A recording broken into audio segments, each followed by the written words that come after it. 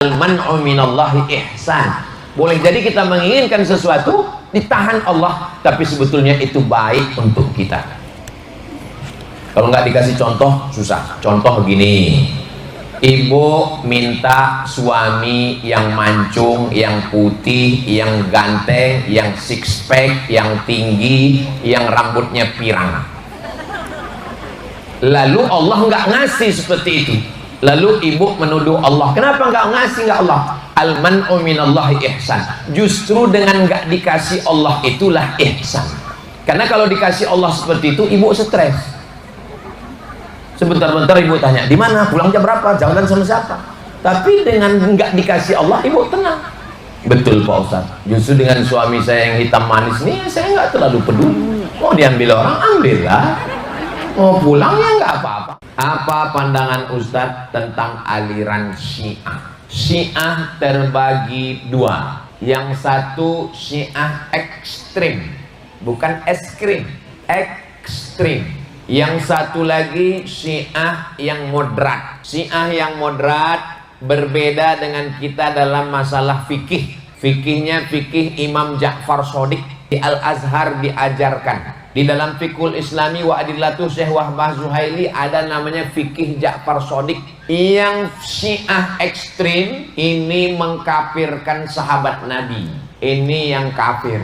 Adapun Ali Khamenei yang mati dibunuh oleh Amerika, Donald Trump, dia memfatwakan tidak boleh mencaci maki sahabat Nabi. Maka dengan begitu ulama Al-Azhar mengatakan dia bukan ekstrim karena dia tidak mencaci maki sahabat Nabi.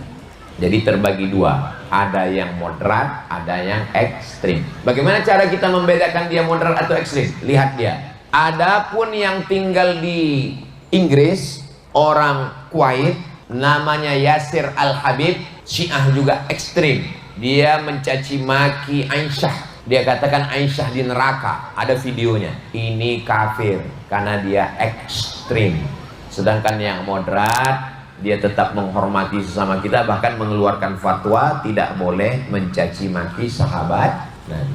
Sedangkan kita Ahlus Sunnah mencintai sahabat Nabi. Makanya kalau bulan Ramadan tarawih, Al-Khalifatul Awwal Sayyiduna Abu Bakrin Siddiq. Apa jawabnya? Radhiyallahu anhu. Karena kita mendoakan supaya mereka diridhoi Allah Subhanahu wa taala. Bagaimana tanggapan Ustadz mengenai Islam Sunni, Syiah dan Wahabi? Kita mengikut sunnah Nabi, maka kita disebut dengan Islam Sunni. Sunni diambil dari kata sunnah, karena kita adalah Ahlus Sunnah wal Jamaah. Syiah dia melampau batas mencintai Sayyidina Ali sampai mengkafirkan Abu Bakar dan Umar karena merampas kepemimpinan Ali. Kata dia setelah Nabi meninggal itu yang layak menggantikannya adalah Ali.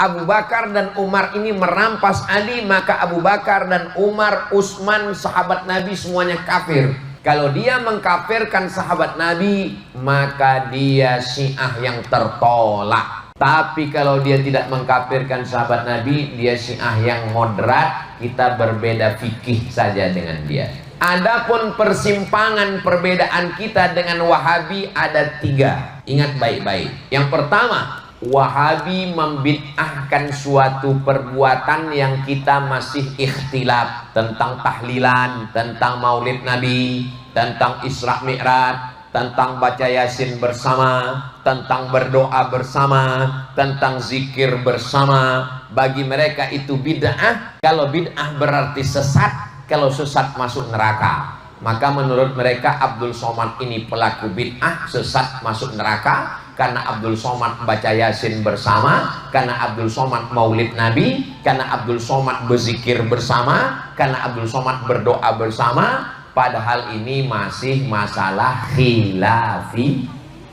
2. Wahabi mewajibkan jenggot.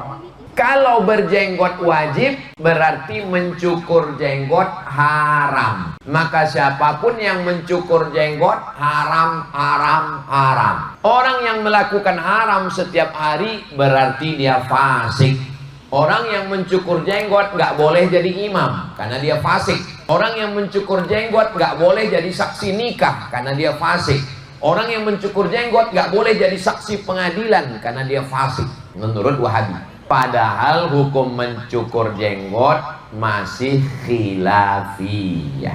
Ustaz kok nggak berjenggot? Belum tumbuh. Kami kan masih sebaya dengan. 3. Mereka memahami ayat-ayat mutasyabihat. Kalau Tuhan menanam kaktus, kaktus ditanam berpetak-petak. Saya agak kurang fokus karena sudah datang nasi kotak. Itu cara buat pantun. Jadi 2 dulu di ujung, terus 2 dulu. Masih bisa kan? Itu contoh pantun. Sampai mana tadi? Yang ketiga, mereka memahami ayat-ayat mutasyabihat secara tekstual. Contoh, yadullah fauqa aydihim, tangan Tuhan. Mereka katakan tangan Allah. Sedangkan Ahlus Sunnah nggak boleh mengatakan tangan Allah. Makna tangan Allah itu kekuasaan Allah. Ditakwil. Menurut Wahabi siapa yang mentakwil berarti kafir. Mereka mengkafirkan saya karena saya mentakwil ayat-ayat mutasyabihat. Itu kenapa mereka mengejek saya di internet, dibilangnya UAS, Ustadz Ahli Syubhat. Karena saya mentakwil ikut mazhab Imam Abil Hasan Al-Ash'ari. Cari ceramah saya tentang ini 2 jam di internet. Keywordnya tulis di YouTube takwil, UAS takwil, UAS takwil. Nanti dapat video persimbangan perbedaan dengan Wahabi. Ketika dalam keadaan syariat, hakikat, tarikat, makrifat, syariatnya ruhnya keluar dari jasad. Waktu ruh ini keluar dari jasad, maka itu namanya mati. Kapan mati menurut syariat? Saat ruh keluar dari jasad. Hakikat adalah ketika orang tidak lagi merasa ada dirinya. Saat itu dia sudah sampai pada level la haula wala quwata illa billah. Saat itu dia sudah mematikan dirinya. Abdul Somad ini ada. Tapi ketika saya mematikan kuasa saya, yang ada hanya kuasa Allah. Tapi bukan berarti saya menyatu dengan Allah. Na'udzubillah. Itu kalau sampai menyatu sama Allah, kafir. Tapi dia sudah meniadakan dirinya. La ilaha illallah. Tarikat itu artinya jalan.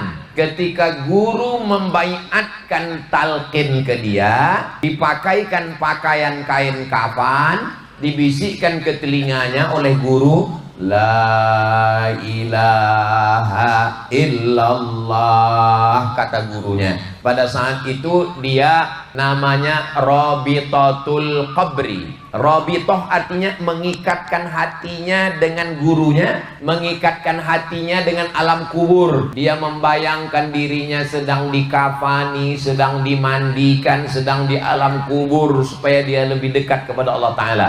Saat itu dia mati secara hakikat. Secara makrifat, apa mati? Apa mati sudah tak ada kita lagi? Nurun yaqdzifullahu fi qalbi abdi. Ketika cahaya ditembakkan ke hati seorang hamba saat dia sedang larut dalam zikirnya la ilaha illallah atau zikirnya Allah Allah Allah Allah Allah, lalu dia melihat dalam mata batinnya ada cahaya. Tapi jangan gara-gara ini lalu kemudian besok pagi banyak mengaku cahaya. Tadi malam Ustaz, pas jam 2 malam saya lihat badan istri saya itu bercahaya. Itu bukan cahaya. Istrimu sedang memeriksa handphone. Bercahaya kan badan dia? Iyalah, handphonemu sedang diperiksanya.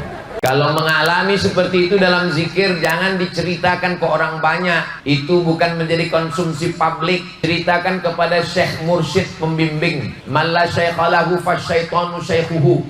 Siapa yang tidak berzikir dengan guru mursyid, maka tiada setanlah yang jadi pembimbingnya. Maka tanyakan, guru, tadi malam waktu saya sedang berzikir, tiba-tiba ada cahaya terang benderang. Apakah ini dari Allah atau dari setan? Saya sedang berzikir Allah, Allah, Allah, Allah, Allah, Allah. Tiba-tiba datang bisikan ke telinga saya pakai bahasa Arab. Ya Abdus Somad, anta waliyun min awliyai. Wahai Abdul Somad, kau adalah waliku. Diam kau setan. Kenapa Ustadz bilang itu setan? Karena dia menyuruh saya ngaku wali. Mana mungkin saya wali? Kenapa Ustadz nggak yakin diri Ustadz wali? Saya naik pesawat masih melihat pramugari. Wali mana lagi nampaknya pramugari? Ada orang yang mengaku wali, datang ke majelis. Di majelis itu dituangkan air minum. Yang nuangkan air minum itu perempuan. Yang menuangkan air minum itu perempuan. Ini wali-wali semua. Yang satu ini ngaku-ngaku wali. Ini wali-wali Allah semua. Yang nuangkan perempuan. Setelah selesai minum mereka, lalu yang ngaku wali ini ngomong, kalian katanya wali-wali Allah, kenapa kalian mau minum air minum yang nuangkan perempuan? Kata yang ngaku wali. Terus yang wali-wali asli itu ngomong, loh, yang nuangkan tadi perempuan. Iya, kami nggak tahu, kami nggak melihat. Paham? Saya ulang lagi. Memang jam-jam segini susah ngangkat. Wali. Yang ini ngaku-ngaku wali. Datang perempuan nuangkan air minum. Yang mereka mau minum. Habis itu ngaku wali ini marah kepada wali yang asli. Kalian katanya wali-wali, kenapa kalian minum padahal yang nuang perempuan? Kata wali-wali ini, kami nggak tahu kalau yang nuang tadi perempuan. Kau kok tahu? Berarti kau nengok, kami nggak. Paham? Mereka yang nuang air aja nggak nengok. Saking kan dia sudah bersama dengan Allah SWT. Ini lewat perempuan keluar di mana? Mengaku wali murid. Ciri-ciri wali malamatiyah. Malam diambil dari kata lama yalumu. Lama yalumu artinya mengecam, mengejek, mengolok. Malamatiyah menampilkan diri seolah-olah seperti orang jahat, diejek, diolok. Supaya semakin diejek orang, diolok orang, disingkirkan orang, dihinakan orang, semakin dia merasa dekat dengan Tuhan. Pernah dia pulang ke kampung pakai jubah, pakai sorban. Oh, tangannya dicium orang, dimuliakan orang. Habis itu dia pulang ke kampung nggak pakai jubah, nggak pakai sorban, biasa, dihinakan orang. Saat dia dihinakan orang itu dia merasa dekat dengan Allah. Saat dia sedang duduk di atas ini, diakui sebagai ulama, dibuat gambarnya, dibuat profesor doktor, muncul rasa ujubnya, rasa kagumnya, rasa takburnya, jauh dia dari Allah. Itu jenis namanya malamatiyah. Tapi jangan ngaku-ngaku. Jangan nanti ada orang yang minum khamar pasti tanya, kok minum khamar? Semakin terhina akan dekat dengan Allah. Ini bukan malamatiyah, ini malam-malam hantu ini. Jelaskan sedikit tentang kitab Al-Hikam. Ada seorang ulama namanya Imam Ibnu Athaillah As-Sakandari. Kuburnya di Kairo. Saya sudah ziarah ke makamnya. Nanti panjang umur insya Allah kita pergi ke Mesir ziarah ke makam Ibnu Athaillah As-Sakandari. Dia mendapatkan bisikan-bisikan ilham ke dalam hatinya, hikmah. Maka disusunlah satu kitab namanya kitab Hikam Ibnu Athaillah As-Sakandari. Ustadz mendapatkan ijazah kitab ini dari mana? Saya mendengar kitab ini dari Syekh Yusri Jaber. Waktu beliau datang ke Pekanbaru membacakan kitab ini, kitab Hikam Ibnu Athaillah As-Sakandari, dia dari gurunya. Begitu juga saya mendengarkan dapat ijazah dari guru-guru yang lain. Kasih kami contoh salah satu dari hikmah Ibnu Athaillah As-Sakandari. Al-man'u minallahi ihsan wal ata'u minal insani hirman. Kata beliau, al ata'u minal insan hirman wal man'u minallahi ihsan. Pemberi manusia sebenarnya ketiadaan, tapi Allah menahan sesuatu boleh jadi kebaikan. Susah menangkapnya. Kalau kita dikasih manusia, dikasih orang, boleh jadi itu ketiadaan. Karena boleh jadi kita akan hanyut dengan pemberian, kita menjadi ketergantungan, kita terjebak dalam banyak hal. Tapi boleh jadi ada suatu nikmat yang ditahan oleh Allah. Al-man'u minallahi ihsan. Boleh jadi kita menginginkan sesuatu, ditahan Allah, tapi sebetulnya itu baik untuk kita. Kalau nggak dikasih contoh, susah. Contoh begini. Ibu minta suami yang mancung, yang putih, yang ganteng, yang six pack, yang tinggi, yang rambutnya pirang. Lalu Allah nggak ngasih seperti itu. Lalu ibu menuduh Allah. Kenapa nggak ngasih nggak Allah? Al-man'u minallahi ihsan. Justru dengan nggak dikasih Allah itulah ihsan. Karena kalau dikasih Allah seperti itu, ibu stres. Sebentar-bentar ibu tanya, di mana? Pulang jam berapa? Jalan sama siapa? Tapi dengan nggak dikasih Allah, ibu tenang. Betul Pak Ustaz. Justru dengan suami saya yang hitam manis nih, saya nggak terlalu peduli. Mau diambil orang, ambillah. Mau pulang ya nggak apa-apa, nggak pulang nggak saya pikirkan Pak Ustaz. Ini titipan Allah, ambillah titipanmu ini ya Allah. Nah, itu namanya al-man'u minallahi ihsan. Boleh jadi Allah menahan sesuatu, susah menangkap, karena itu bisikan halus ke dalam hati Imam Ibnu Athaillah As-Sakandari. Dia sezaman dengan Ibnu Taimiyah. Tarekatnya Syaziliyah. Ada tarekat namanya Syaziliyah, Imam Abul Hasan Asy-Syazili.